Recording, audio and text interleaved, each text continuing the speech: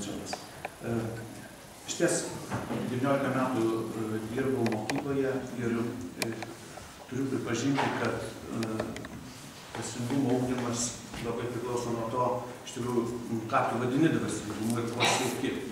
Ir iš to žodžio prasme, jeigu kalbėtumėm, tai dvasingumas kyla nuo žodžio dvasia. Tai kokia ta dvasia? Ir kas yra dvasia?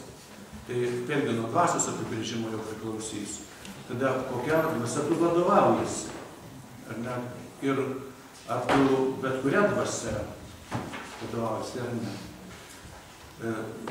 Profesorė Martišauskienė minėjo, kad dvasingumas yra įvairių santykių, kurie pasižymė laisvė, tiesa ir meilė krypimas link kūrėjo. Tas žmogus, kuris netiki, ko gero, jisai turėtų kalbėti ne apie dvasingumo ugdymą, jeigu jisai netiki, kad egzistuoja dvasia. Tai ką jisai turėtų ugdyti, reiškia toksai žmogus. Tai štai tie klausimai, dėl kurių iš ties reikėtų susitarti.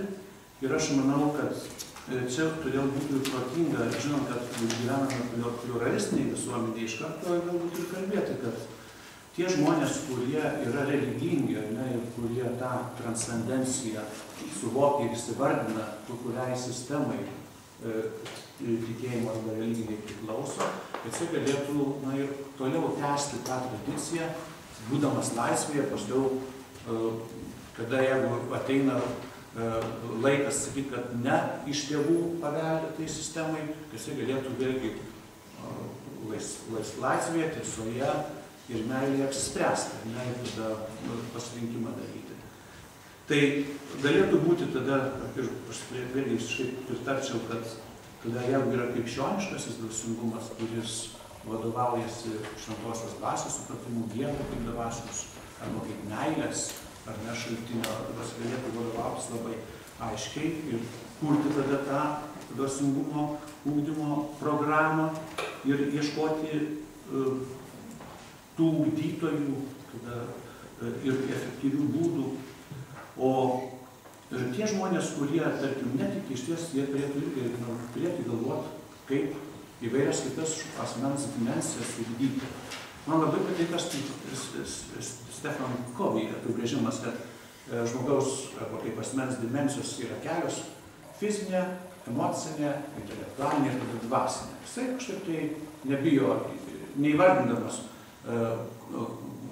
kas tokia dvasia, bet pabrėžia, kad iš tikrųjų dvasingumo dimensijos ugdymas yra labai svarbi, reiškia, sritis, kurios tu negali paneigti. Bet, kaip suprantama, turinys yra tada iš karto skirtingas. Indusas vienaip tada dvasingumo, budistas kitaip, krikščionis dar vienaip. Netikintis dar turbūt kitaip. Tai klausimas, apie ką mes galime kalbėti ir kas yra labai svarbu kalbėti, aš manau, kad iš tikrųjų vertybinių nuostatų, reiškia, ugdymą ir perteikimą, tai galime kalbėti bet kurioje mokykloje, kurioje gali būti yra skirtingų labai dvasingumo rūšių. Ir čia, man atrodo, turime prisiminti vėlgi, kurie žmonės yra labiausiai paveikus ugdyme, vertybinio, reiškia, nuostatų. Kaip tyrimai sako, kad visgi didžiausią poveikį turi motina. Aš remiuosi dabar britų tyrimais, prieš 3 metus jie buvo atlikti. Motina, seneliai, bendraamžiai, tada tėvas ir dar toliau yra įvairūs kiti veikiantys asmenys. Tai be abejo mes galėtume paklausti, kas Lietuvoje daro didesnį poveikį, kur tada mokytojas stovi ir tada mokyklos kaip tokia sistema. Kaip tėvo vaidmenį galėtume sustiprinti auklėjime, arba senelį tada, dar pagerinti. Kitas aspektas, kuris mane irgi nustebino, labai dažnai yra kartojama, kad labai daug kas priklauso nuo pirmųjų ankstyvųjų ugdymo stadijų, mėnesių, metų, kad tam, kuo tampa žmogus, iš štai tie pirmieji 3-5 metai yra lemtingi. Tačiau moralinių vertybių ugdymui, atrodo vėl, kaip tie patys britų duomenys sako, kad yra labai svarbi būtent vidurinioji mokykla. Būtent tas tarpsnis nuo 14 iki 18 metų, kada žmogaus pajėgumas atsirinkti, mąstyti yra gyvas, nes kognityvinis, arba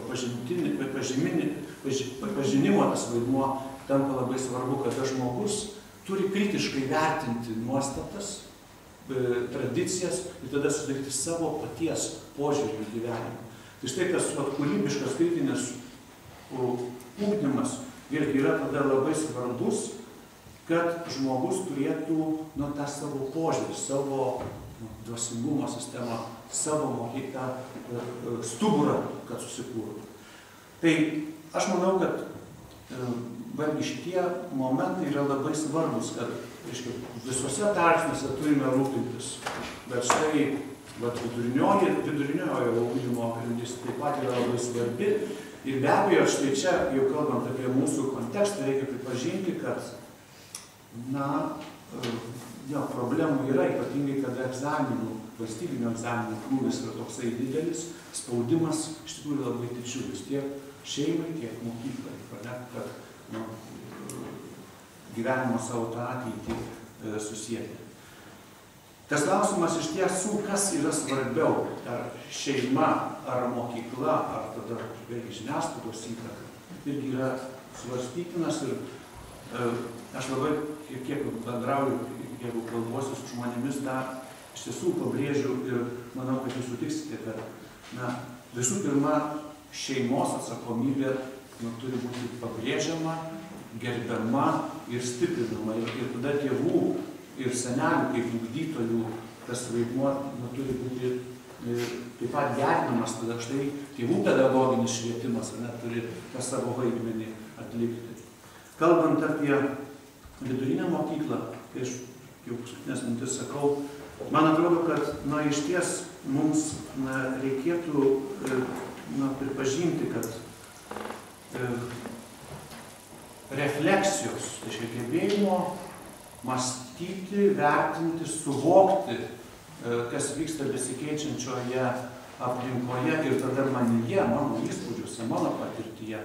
Štai refleksijos gebėjimo ugdymas yra labai kritiškai yra svarbus. Ir štai programos, kurios galėtų padėti mokyklai ugdyti mokinių reflektavimo gebėjimą, yra labai svarbios. Jungtinių Amerikos valstijų programose vis daugiau ir daugiau skiriama dėmesio vadinamo charakterio ugdymo arba moralinio ugdymo įvairiom programom. Ir vėlgi yra gana gerai struktūruotos ir tam tikrą vėlgi jau ir patirtį turinčios sistemos, iš kurių mes galėtume vėlgi nemažai pasimokyti. Klausimas iš ties yra svarbus, kas tas programas įgyvendins mokykloje. Mokykloje mes žinome, kad įtampos didžiulės. Kauno Jėzuitų gimnazija prieš kelius metus gavo struktūrinių fondų paramą ir atliko vieną programą susijusią su vertybinių nuostatų ugdymas pamokoje, panaudojant debatų metodiką ir kitus metodus. Ir mes iš ties labai greitai pastebėjome, kad nėra tokio universalaus kažkokio tai programinio arba kažkokio tai, kad tu parašai daug programų ir tada tau lengva vertybinės nuostatas išugdyti žmoguje. Yra iš ties aišku, kad būtent tu ir tu, aš ir aš, tas santykis yra, lemiamas. Taigi, tas santykis, kuris persiduoda direktoriaus mokytojams, direktoriaus mokiniams, tada mokytojų tarpusavio santykiai, ką mes vadiname mikroklimatas. Yra, ko gero, vienas iš svarbiųjų svertų. Dabar, kaip padėti tam kultūringam, pagarbiam, mylinčiam ar bendravimui atsirasti, arba solidariai bendruomeniai rastis. Štai yra tas klausimas, kuris paskiau gerbtų laisvę, kitoniškumą ir tada skatintų atsakomybės imti. Tai tas klausimas, kuris yra vienareikšmiškai susijęs su mokytojo asmenybė. Tai mokytojo tada asmenybės ugdymas, tai štai mes galime kalbėti apie tada pirminį parengimą ir tada mokytojų kvalifikacijos kėlimą. Ir čia praktiškai, jeigu mes susitarsime dėl programos, net turi būti labai aiškiai pasakyta, kad turim labai aiškiai numatyti lėšas mokytojų rengimo. Būtent charakterių ugdymui, jeigu kalbame apie neutralius dalykus, kad jų charakteris, jų sugebėjimas įsivardinti savo vertybės, kurias jie turi ir kurios daro poveikį jų pasirinkimams, poelgiams, kad jie tą suvoktų, kad tada suvokdami, kas vyksta, kodėl jie vienaip ar kitaip reaguoja arba sprendimus daro, kad jie tada suprastų ir mažo žmogaus, ar ne tada pasaulį ir tada padėtų jiems tas vertybinės nuostatas susiformuoti. Ir kaip tyrimai sako, jeigu žmogus tik tai informuos, ar ne mokytojas, jeigu tik informuos apie skirtingas moralinės vertybės ir būdus spręsti gyvenimo problemas, konfliktus, bet jeigu jisai neparodys, neatskleis, o kas jam yra brangu, už ką jisai stovi, kuo jisai remia savo gyvenimą, jeigu jisai neturės to parako, tos druskos, aistros gyventi ir neišspręsti ir kitaip. Tai viskas liks tik tai teorija, tai tada tas reliatyvus, galime ir taip galvoti, galime ir kitaip galvoti, priklausome nuo situacijos.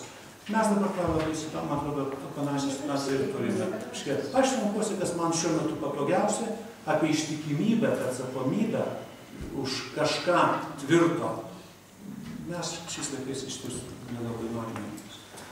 Tai baigdamas aš iš tiesų norėčiau pabrėžti, kad tas susitarimas dėl dvasingumo ugdymo yra labai svarbu, apsibrėžti, kas yra dvasingumas ir tada kaip ugdome yra labai svarbu. Ir tada klausimas, iš ties pritariu, tų religinių mokyklų, kokios jos bebūtų, ar budistinės, ar hinduistinės, bet leisti, kad valstybė leistų ir krikščioniško.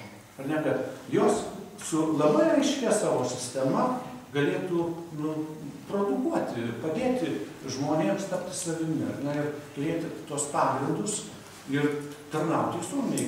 Bažnyčios socialinis mokymas, kurio mes nepažįstame, iš tiesų labai gražiai, gerai dėlioja prioritetus. Bet sakau, mes dėl įvairių priežasčių, mes žinome, kad krizė bažnyčioje, kai kurių dalykų nepriimame, ką dabar gali dar suteikti. Kaip iš tiesų suvaldyti dabar šitą situaciją yra klausimas turbūt svarbus. Tai aš manau, kad viena vertus leisti daugiau nevalstybinėms mokykloms atsirasti, o visoms mokykloms kalbėti apie charakterio ugdymą ir reflektavimo to gebėjimo atsiradimą yra labai svarbu. Bet, sakau, visa tai neatsiras be mokytojų. Tai kas dabar vyksta, kad atranka į mokytojus gerėja ir kad tada tam tikras rėmimas yra, kad tada kas mokoma universitetuose, vis tiek tada turi būti iš ties apgalvota, kad tie gerieji žmonės, kurie ateis į frontą mokyti, kad jie būtų iš ties kompetitingi ir dvasingumo ugdymas.